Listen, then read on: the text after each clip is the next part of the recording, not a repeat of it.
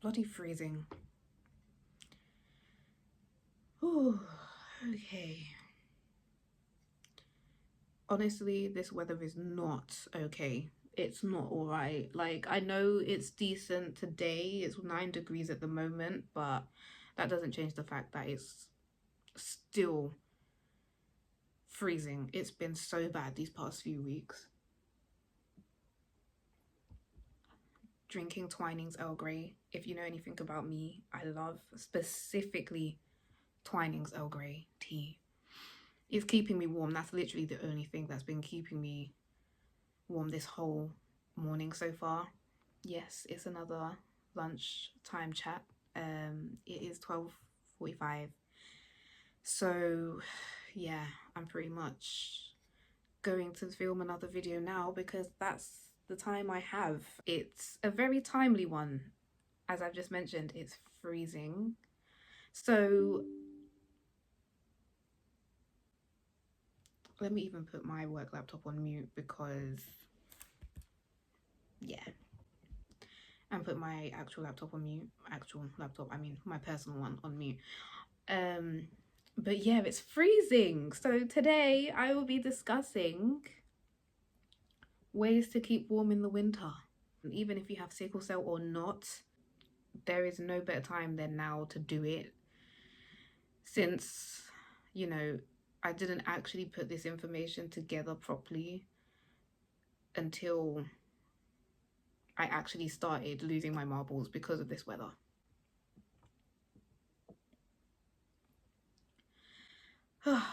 So these tips are not the generic pieces of information that you get. Wrap up warm. Even if you wrap up warm, what's that gonna do? What is that gonna do? It's not gonna do anything, but still wrap up warm. Keep hydrated. Yeah, standard. Of course, keep hydrated in this weather. That makes a lot of sense. So I didn't want to come and put very generic pieces of information on this video because I feel like there's a lot of other small gems that can be put out there. I'm going to get started and not waste too much time. So the first one is to ensure, this is especially directed at someone with sickle cell, make sure you have your medication stocked up. Yeah, because the last thing you need is to have to go through the storms and all of this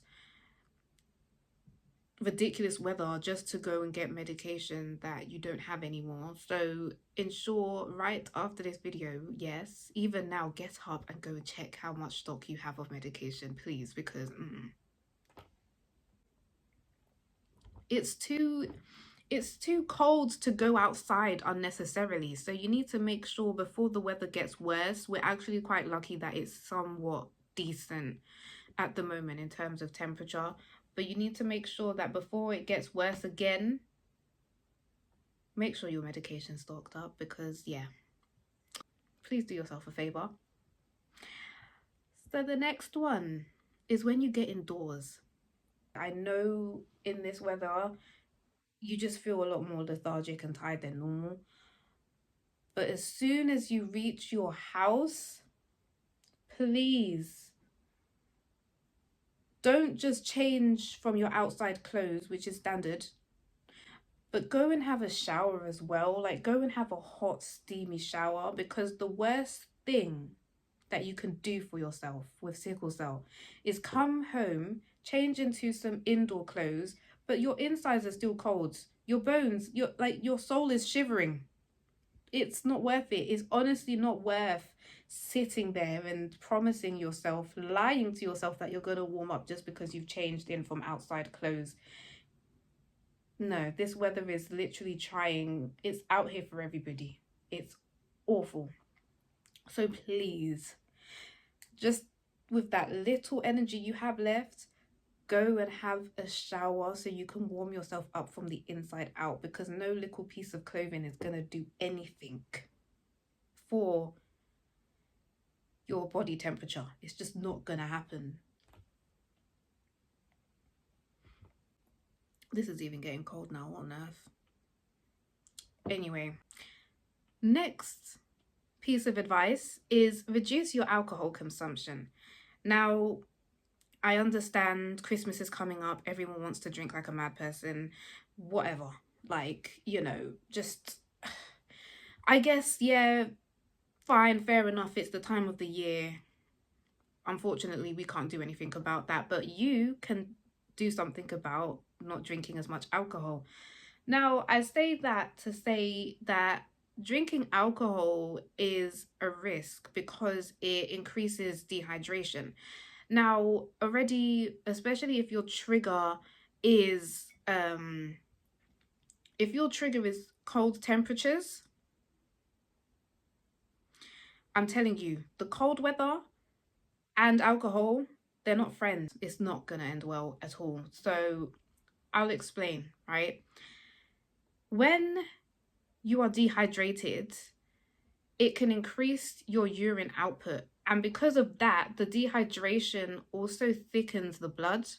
So can you imagine, the more you pee, the more you will become dehydrated because the less water you have in your body. So obviously this can increase the risk of a sickle cell crisis. So the colder weathers are already dehydrating as it is. So drinking on top of that compounds the risk. Do you see what I mean? Do you see my point? So obviously, as I said before, if your trigger for a sickle cell crisis is cold weather on top of drinking alcohol, it's just not, it's a recipe for disaster. So I really do hope that you lot are not going to start drinking like mad people. Don't join the rest of them. Don't join everybody else. You'll be fine. Just reduce that alcohol consumption. Honestly, alcohol's not even all that anyways. Moving on to another piece of advice about drinking. If you're not a hot chocolate person, if you're not a tea person, coffee person, I understand. I am not myself a coffee person. I love tea, duh. But there are some people, understandably, who do not like hot drinks. So I know it sounds counterproductive, but even if you can't drink anything even sugary like hot chocolate, I would say drink hot water. At the very least, drink hot water. Now, this is sort of in opposition to what I said about drinking alcohol. So obviously, drinking hot water can help increase your blood circulation, or drinking anything hot can increase your blood circulation. And supposedly, drinking hot water can also cause you to relax. Do try and drink hot water wherever you can during this winter period, because it will increase your blood circulation, and that would obviously help with blood flow, especially if you have sickle cell. So yeah, that's all I would say on drinking. The next piece of advice I have is get yourself a heated blanket. They are the best things that have ever been invented. But I do say that to say, please be careful with them as well, because I had to give mine away. Reason being, because my heated blanket made me feel like I had peripheral neuropathy.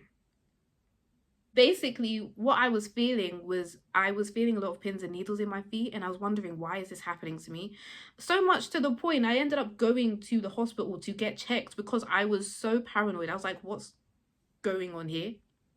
What's actually happening? So long story cut short, as soon as I stopped using my heated blanket altogether, the problem I had with the pins and needles in my feet and the burning, I also had burning sensations in my feet, those subsided and just completely went away. And I was like, oh my God, is it because of this heated blanket? I tell you, the heated blanket is an amazing piece of equipment that you can have, right?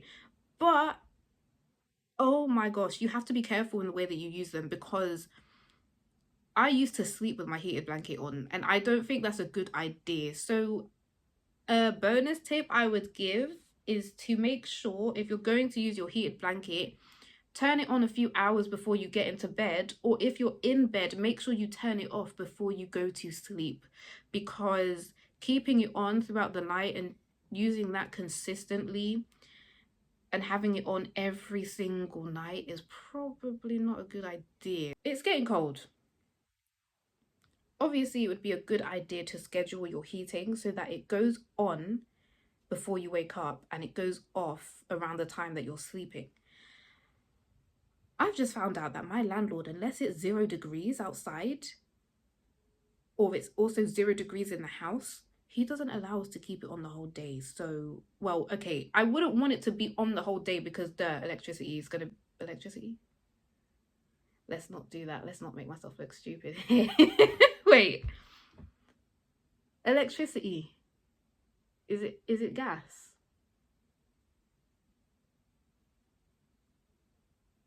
Whichever one. To be honest with you, yes. Okay, fine.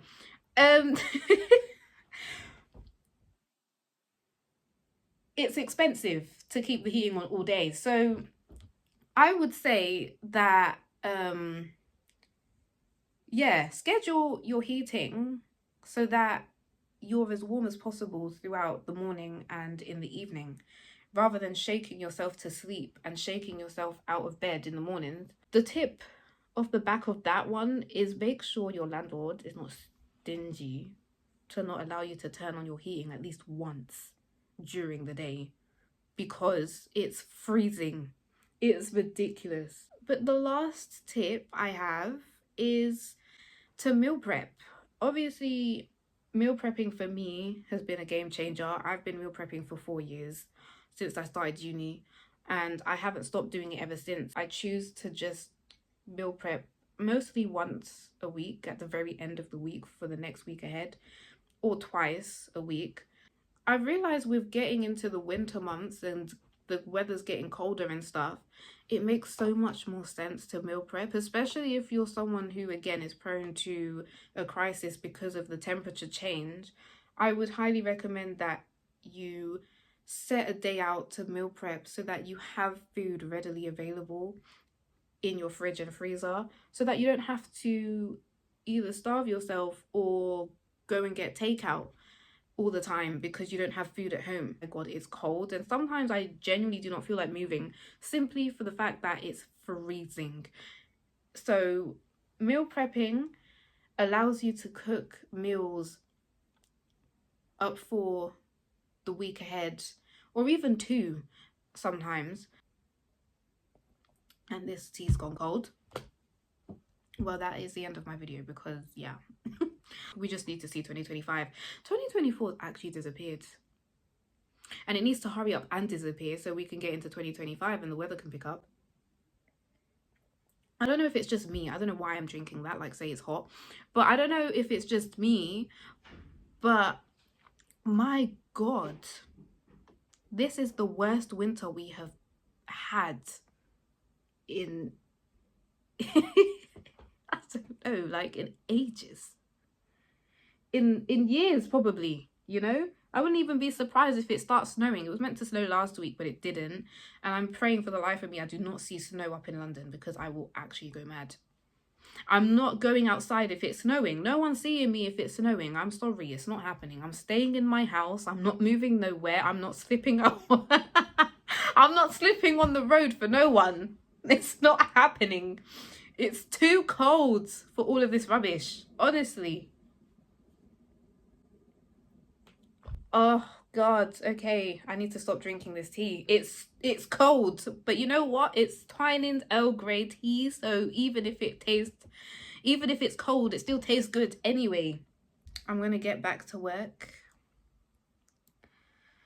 But yeah, I'm just hoping that you guys took away at least one piece of advice from this video. I will see you guys in the next video. Please don't freeze yourself to death. It's not worth it. This weather's trying to take all of us out at this point. Yeah, so